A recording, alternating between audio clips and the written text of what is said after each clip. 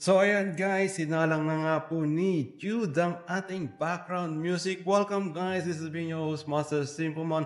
Welcome sa aking weekly live program ng aking programang Dear Mr. DJ with Master Simpleman. Sa mga hindi po nakakaalam, ang Dear Mr. DJ is all about love letters. Yes, dito po ay binabasa natin ang lahat ng mga letters na sinend sa atin ng ating mga letter sender regarding sa love story ng kanilang buhay. At minsan po ay binibigyan natin sila ng payo tungkol sa mga kanilang love problem. So guys, tara basahin natin yung ating love letter ngayong gabi na sinend sa atin ng isa nating love letter sender.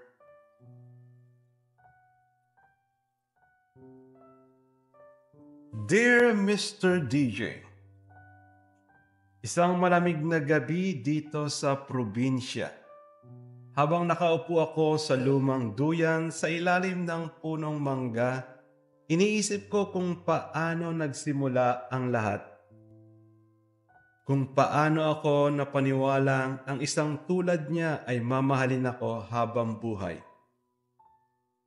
Pero heto ako ngayon. Tinatangay ng hangin ang bawat patak ng luha ko habang sinusubukang isulat ang huling kabanata ng aming kwento. Si Joel. Siya ang unang lalaking pinangarap kong makasama habang buhay. Hindi siya perpekto. Pero siya ang lalaking nagparamdam sa akin kung paano maging prinsesa kahit sa simpleng paraan. 3 taon kaming magkasama, Mr. DJ. 3 taon ng masasayang alaala. Naalala ko pa noong unang beses niya akong pinakilala sa pamilya niya. Kabado siya noon, pawis na pawis kahit malamig ang panahon. Siguraduhin mong matutuwa sila sa akin ha, biro ko sa kanya. At tumawa siya ng pino. Hawak ang kamay ko na tila sinasabing, ikaw lang ang mahalaga sa akin. Sa bawat pagdiriwang ng Pasko, hindi siya pumapalya. Lagi siyang may dalang maliit na regalo. Kahit pa ang isang munting teddy bear lang ito o isang liham na isinulat niya sa likod ng resibo mula sa isang coffee shop. Mahalaga ka sa akin, lagi niyang sinasabi. Ikaw lang. Kapag umuulan, sinisigurado niyang may dala siyang payong para sa amin. Kapag may sakit ako, siya mismo ang bumibili ng gamot at sinusubuan pa ako ng mainit na lugaw. Minsan bigla niya akong isasayaw sa kalye kahit walang musika. Tawa lang namin ang lumilikha ng tunog sa paligid. At noong huling anniversary namin, dinala niya ako sa isang maliit na restaurant na may pailaw na kandila. Hinawakan niya ang kamay ko at sinabing, 3 taon na tayo at kahit anong mangyari, ikaw pa rin ang gusto kong makasama. Akala ko siya na, Mr. DJ. Akala ko totoo ang lahat. Hanggang sa dumating ang araw na iyon. Ang araw na hindi ko inaakalang babago sa lahat ng pinangarap ko. Isang araw matapos ng trabaho, naisipan kong sorpresahin siya sa apartment niya. Gusto ko lang siyang makita kahit saglit lang. Gusto ko lang marinig ang tinig niyang palaging nagpapatahan sa akin. Pero sa pagbukas ko ng pinto, isang eksena ang sumalubong sa akin. Hindi ang ngiti niyang palaging nakalaan para sa akin, kundi ang yakap niya sa ibang babae. Tahimik akong nakatayo sa pintuan. Sa loob ng 3 taon, ito ang unang pagkakataong hindi ko alam ang sasabihin. Nakita ko ang pagkalito sa mukha niya. Agad niyang binitawan ang babae. Pero huli na ang lahat. Ang sakit ay nauna nang tumagos sa puso ko. Lumakad ako palayo, Mr. DJ. Hindi siya tumakbo para pigilan ako. Hindi siya nagsalita. Walang paliwanag. Walang paliwanag na dumating kahit kinabukasan. Kahit makalipas ang 1 linggo at kahit hanggang ngayon. Bumalik ako sa probinsya. Iniwan ang lungsod na minsan naging saksi sa pagmamahalan namin. Dito ko natutunan kung paano magsimula ulit. Pero sa bawat hakbang, may bahid pa rin ng sakit. Alam kong dapat na akong magpatuloy. Pero paano kung hindi ko pa kaya? Paano mo kakalimutan ang taong minahal mo ng higit pa sa sarili mo? Paano mo ihihinto ang pagmamahal kung bawat alaala ay pilit na bumabalik? Gusto kong umiyak ng huling beses, Mr. DJ. Isang huling pagluha bago ko siya tuluyang pakawalan. Pero natatakot ako.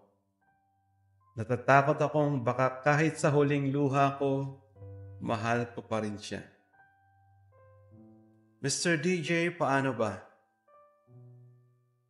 Paano mo ba gagamitin ang pusong iniwan at hindi man lang nilingon? Lubos na gumagalang, Sandra. So yan guys, yan po ang ating love story ngayong gabi na nagmula ay kay Miss Sandra.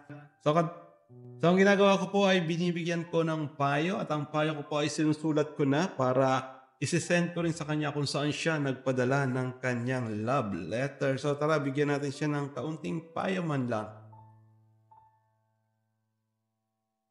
Dear Sandra, habang binabasa ko ang liham mo, dama ko ang bigat ng sakit na pinapasan mo. Hindi madali ang masaktan ng taong pinanghawakan mo ng matagal. Ang taong minahal mo ng buong puso. At higit sa lahat, ang taong inakala mong makakasama mo habang buhay. Sa loob ng 3 taon, binuo mo ang mundo mo sa kanya at sa isang iglap, gumuho lang ito. Pero Sandra, gusto kong sabihin sa iyo, hindi lang pag-ibig ang bumubuo sa mundo mo. Hindi lang siya ang dahilan ng mga masasayang alaala mo. At higit sa lahat, hindi lang siya ang katapusan ng kwento mo.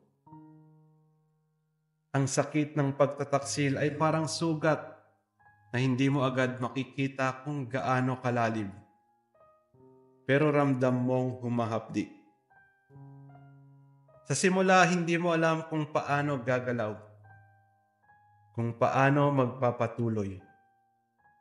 Pero sa paglipas ng panahon, unti-unti mong matutuklasan na kaya mong mabuhay kahit wala siya. Ang tanong mo sa akin ay, paano mo kakalimutan ang taong minahal mo ng higit pa sa sarili mo? Sandra, hindi mo kailangang pilitin ang sarili mong makalimot. Darating yan sa tamang oras. Pero ang mas mahalagang tanong ay, paano mo muling matututunan mahalin ang sarili mo? Sinabi mo na gusto mong umiyak ng huling beses. At Sandra, hindi mo kailangang pigilan ng sarili mo. Umiiyak tayo dahil dahil mahina tayo, kundi dahil mahal natin ang taong pinakawalan natin. Pero tandaan mo, pagkatapos ng luha, kailangan mong tumayo. Huwag mong hayaan na huling luhang yan ay maging sagabal sa buong umaga na naghihintay sa'yo. Sa bawat pagpatak ng luha mo, isang parte ng sakit ang lumalabas sa puso mo. At isang araw magigising ka na lang at mararamdaman mong wala nang natitira. Hindi ko sasabing madali, Sandra, pero darating ang araw na kaya mong sabihin sa sarili mo, salamat at iniwan niya ako. Dahil sa pagkawala niya, binigyan ka ng pagkakataong hanapin ang sarili mong halaga, ang sarili mong saya, at ang pag-ibig na hindi kailangang itago. Hindi mo kailangang ipaglabang mag-isa. Kung may isang huling bagay akong sasabihin sa iyo, Sandra, ito yon. Mahalin mo ang sarili mo ng higit pa sa pagmamahal mo sa Kanya. Dahil kapag dumating ang tamang tao, hindi mo na kailangang magtanong kung paano siya mapapanatili. Dahil hindi ka na niya bibitawan.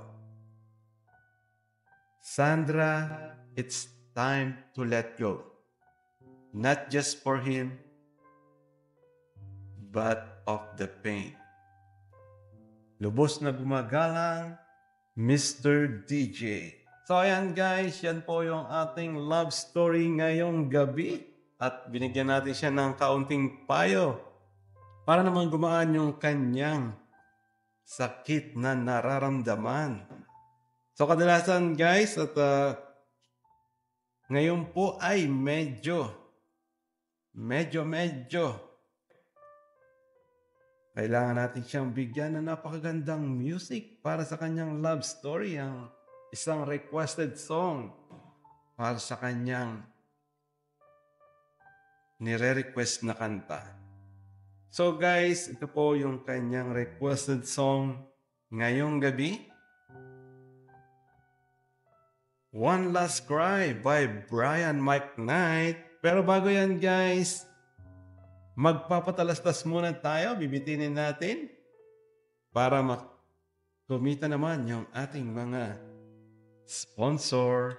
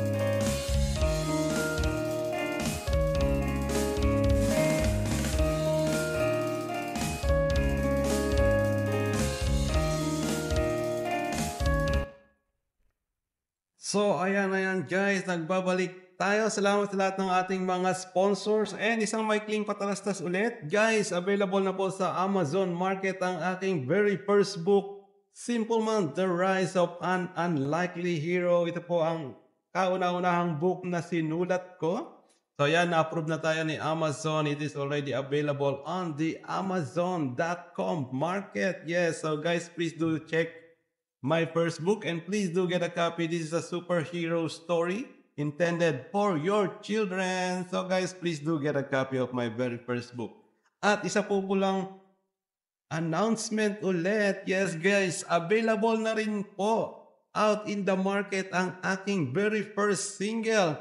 Ito po yung unang kantang ginawa ko at unang lyrics na sinulat ko. So guys, paparinig ko lang po sa inyo ang aking original song, music and lyrics. So guys, this is entitled My Burning Mark by Simple Man.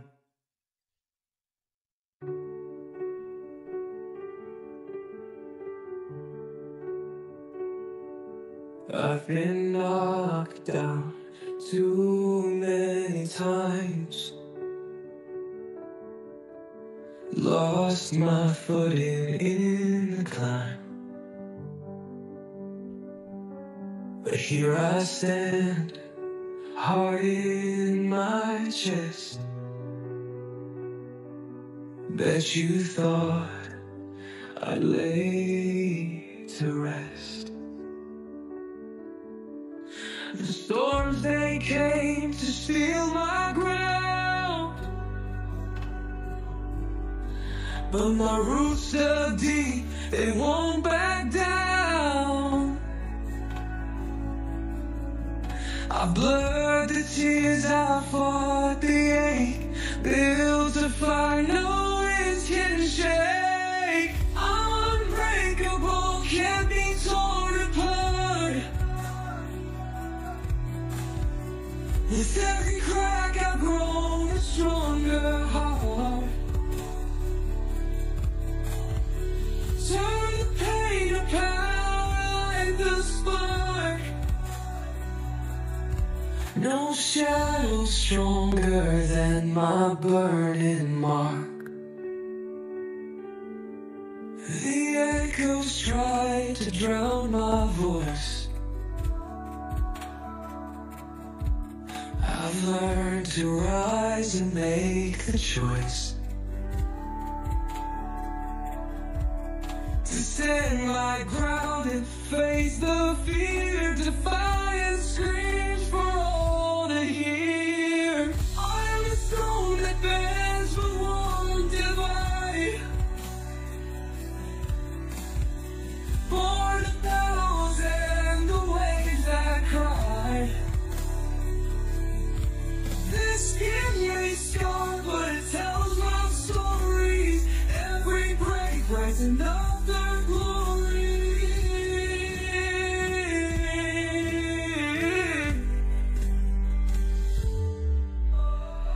I'm unbreakable, can't be torn apart.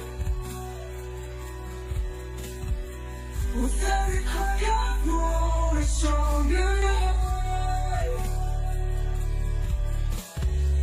Turn the pain to power, light the spark. No shadow stronger than my burning mark.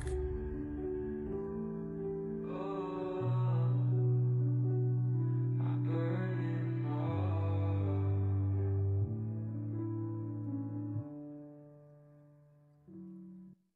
So guys, yes, that is My Burning Mark by Simple Man. So guys, ako po ang gumawa niyan at ako po ang sumulat ng lyrics niyan. So it is already available on the market and soon it will be available on Spotify, Amazon Music at Apple Music. So guys, please do request my song, my very first song sa lahat ng ating mga radio station. Sana po magustuhan ninyo yung kanta dahil sobrang napakaganda ng kantang yan.